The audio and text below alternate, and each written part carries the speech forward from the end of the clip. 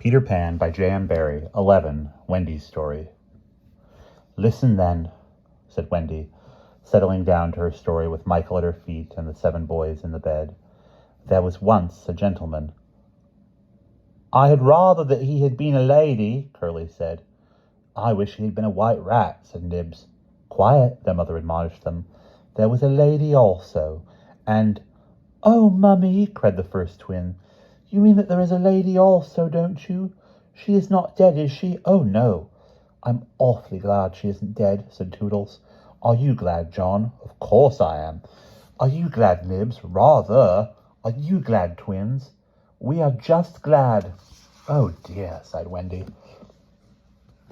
Little less noise there, Peter called out, determined that she should have fair play, however a beastly story it might be in his opinion. The gentleman's name, Wendy continued, was Mr. Darling, and her name was Mrs. Darling.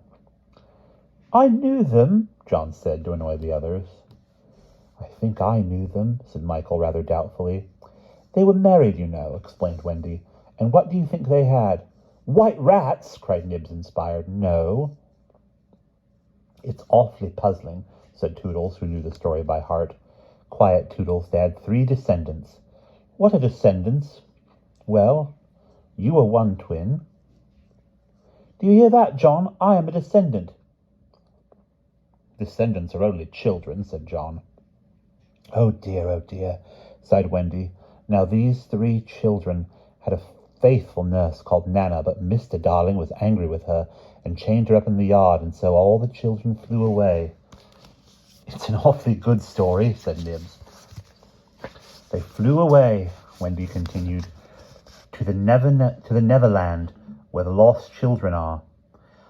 I just thought they did, Curly broke in excitedly. I don't know how it is, but I thought they did. Oh, Wendy, cried Toodles, was one of the lost children called Toodles? Yes, he was. I am in a story! Hurrah, I'm in a story, Nibs! Hush. Now I want you to consider the feelings of the unhappy parents with all their children flown away. Ooh, they all moaned, though they were not really considering the feelings of the unhappy parents one jot. Think of the empty beds. Ooh, it's awfully sad, the first twin said cheerfully. I don't see how it can have a happy ending, said the second twin. Do you, Nibs? I'm frightfully anxious. If you know how great is a mother's love, Wendy told them triumphantly, you would have no fear. She had come now to the part that Peter hated. I do like a mother's love, said Toodles, hitting Nibs with a pillow. Do you like a mother's love, Nibs? I just do, said Nibs, hitting back. You see, Wendy said complacently, our heroine knew that the mother would always leave the window open for her children to fly back by, so they stayed away for years and had a lovely time. Did they ever go back? Let us now, said Wendy, bracing herself for her finest effort, take a peep into the future, and they all gave themselves the twist that makes peeps into the future easier.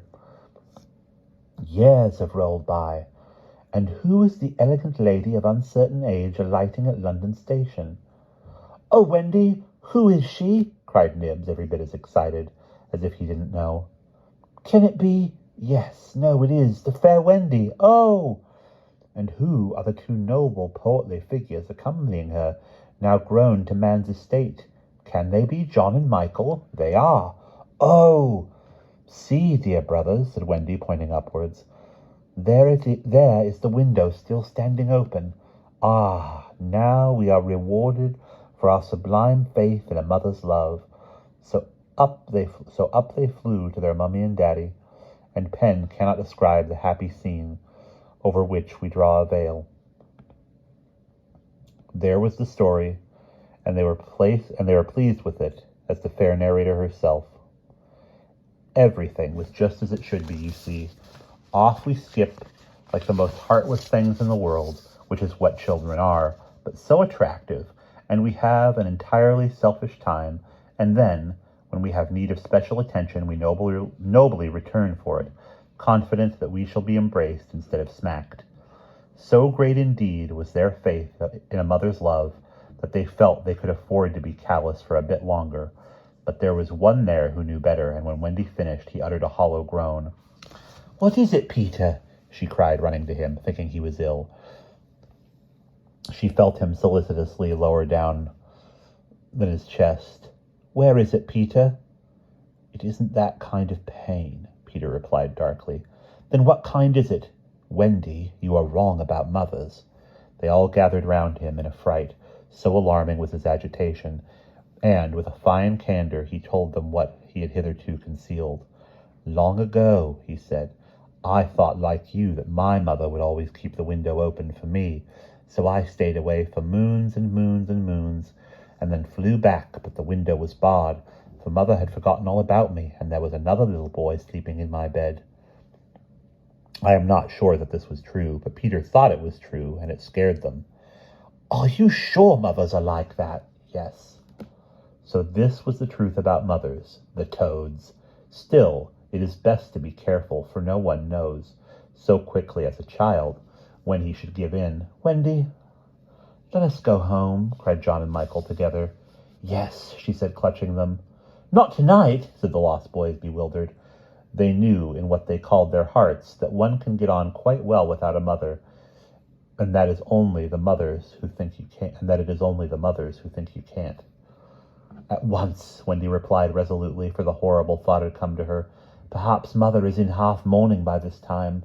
This dread made her forgetful of what must be Peter's feelings, and she said to him rather sharply, "Peter, will you make the necessary arrangements?" "If you wish it," he replied as coolly as if she had asked him to pass the nuts. Not so much as sorry to lose you between them. If she did not mind the parting, he was going to show her, was Peter, that neither did he. But of course he cared very much, and he was so full of wrath against grown-ups, who, as usual, were spoiling everything, that as soon as he got inside his tree, he breathed intentionally quick, short breaths, at a rate of about 5 to a second. He did this because there is a saying in the Neverland that every time you breathe, a grown-up dies, and Peter was killing them off vindictively, as fast as possible. Then, having given the necessary instructions to the Indians, he returned to the home, where an unworthy scene had been enacted in his absence. Panic-stricken at the thought of losing Wendy, the lost boys had advanced upon her threateningly. "It will be worse than before she came," they cried. "We shan't let her go. Let's keep her prisoner. Aye, chain her up." In her extremity, an instinct told her to which of them to turn. "Toodles," she cried, "I appeal to you." Was it not strange? She appealed to Toodles, quite the silliest one. Grandly, however, did Toodles respond. For that one moment he dropped his silliness and spoke with dignity. "I am just Toodles," he said, "and nobody minds me, but the first who does not behave to Wendy like an English gentleman, I will blood him severely." He drew his hanger. For that instant his sun was at noon. The others held back uneasily. Then Peter returned and saw at once that they would get no support from him. He would keep no girl in the Neverland against her will. "Wendy," he said, striding up and down, "I have asked the Indians to guide you through the wood, as flying tries you so." "Thank you, Peter." "Then," he continued, in a short, sharp voice of one accustomed to be obeyed, "Tinker Bell will take you across the sea. Wake her, Nibs." Nibs had to knock twice before he got an answer, though Tink had really been sitting in bed listening for some time. "Who are you? How dare you? Go away," she cried. "You are to get up, Tink," Nibs called, "and take Wendy on a journey." Of course, Tink had been delighted to hear that Wendy was going, but she was jolly well determined not to be her courier, and she said so in more offensive language. Then she pretended to be asleep again. "She says she won't," Nibs exclaimed, aghast at such insubordination, whereupon Peter went sternly toward the young lady's chamber. "Tink," he rapped out, "if you don't get up and dress at once, I will open the curtains, and then we shall see you in your negligee." This made her leap to the floor. "Who said I wasn't getting up?" she cried. In the meantime, the boys were gazing very forlornly at Wendy, now equipped with John and Michael for the journey. By this time they were dejected, not merely because they were about to lose her, but also because they felt that she was going off somewhere nice, to which they had not been invited. Novelty was beckoning them as usual. Crediting them with a nobler feeling, Wendy melted. "Dear ones," she said, "if you will all come along with me, I feel almost sure I can get my mother and father to adopt you." The invitation was meant specially for Peter, but each of the boys was thinking exclusively of himself, and at once they jumped with joy. "But won't they think us rather a handful?" Nibs asked in the middle of his jump. "Oh, no," said Wendy, rapidly thinking it out. "It will only mean having a few beds in the drawing-room. They can be hidden behind screens on first Thursdays." "Peter, can we go?" they all cried imploringly. They took it for granted that if they went he would go also, but really they scarcely cared. Thus children are ever ready when novelty knocks to desert their dearest ones. "All right," Peter replied with a bitter smile, and immediately they rushed to get their things. "And now, Peter," Wendy said, thinking she had put everything right, "I am going to give you your medicine before you go." She loved to give them medicine, and undoubtedly gave them too much. Of course it was only water, but it was out of a calabash, and she always shook the calabash and counted the drops, which gave it a certain medicinal quality. On this occasion, however, she did not give Peter his draught, for just as she had prepared it, she saw a look on his face that made her heart sink.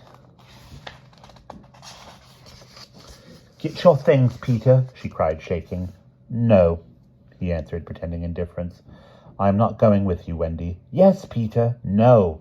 To show that her departure would leave him unmoved, he skipped up and down the room, playing gaily on his heartless pipes.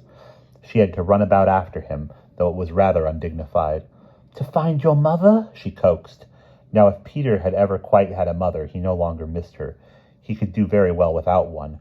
He had thought them out and remembered only their bad points. No, he told Wendy decisively. "Perhaps she would say I was old. And I just want always to be a little boy and to have fun." "But Peter!" "No." And so the others had to be told. "Peter isn't coming. Peter not coming." They gazed blankly at him, their sticks over their backs, and on each stick a bundle. Their first thought was that if Peter was not going, he had probably changed his mind about letting them go. But he was far too proud for that. "If you find your mothers," he said darkly, "I hope you will like them." The awful cynicism of this made an uncomfortable impression, and most of them began to look rather doubtful. After all, their faces said, were they not noodles to want to go? "Now then," cried Peter, "no fuss, no blubbering. Goodbye, Wendy." And he held out his hand cheerily, quite as if they must really go now, for he had something important to do. She had to take his hand, as there was no indication that he would prefer a thimble. "You will remember about changing your flannels, Peter?" she said, lingering over him. She was always so particular about their flannels. "Yes." "And you will take your medicine?" "Yes." That seemed to be everything, and an awkward pause followed. Peter, however, was not the kind that breaks down before people. "Are you ready, Tinker Bell?" he called out. "Aye, aye. Then lead the way." Tink started up the nearest tree, but no one followed her, for now was the moment that the pirates made their dreadful attack upon the Indians. Above, where all had been so still, the air was rent with shrieks and the clash of steel. Below, there was dead silence. Mouths opened and remained open. Wendy fell on her knees, but her arms were extended toward Peter. All arms were extended to him, as if suddenly blown in his direction. They were beseeching him mutely not to desert them. As for Peter, he seized his sword, the same one he had slain Barbecue with, and the lust of battle was in his eye. And that is the end of chapter 11.